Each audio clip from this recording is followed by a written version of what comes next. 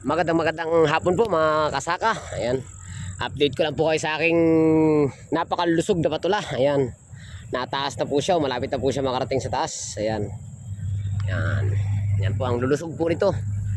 Bali ang ginagawa po natin ngayon habang nagpapaakit po tayo ng patula. Ayan, tayo po ay patuloy ang paglalagay ng ating balag sa ibabaw. Ito po yung ginagamit kong pambalag. Ito po yung strap ng luna ng trapal. Yan. Ito po ay trapal. Ito po ay gamit ko pa nung ito po ay gamit ko pa nung 2000. Walang 2000. Ito ay gamit ko na.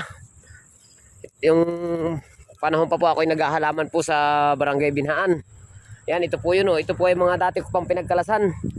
Yan, kaya ganyan po siya katibay. Napakatagal po. Parang wala pa pong year 2000 nung itinabil na nabili ko.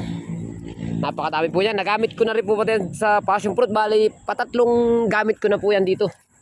Patatlong kabit ko na po yan dito. Kaya kung gusto nyo po ng napakatibay na pambalag yan sa ating mga gumagapang na pananim, yan, kayo po ay bumili ng lunay. Yan po ay pinipilipit.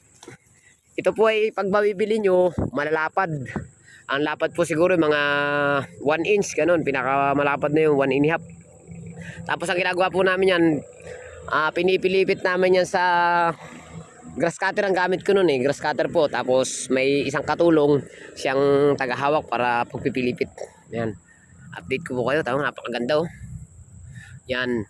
Ang pataba ko pa pong nailagay pa lang dyan ay bali 2 pataba na po pala ang nilagay ko dito magkalahok. Complete po at saka urea ang ating pong nilagay. Ayan po. Bali buo ko po siyang nilagay. Akin lang pong tinabunan ng damo. Ganito.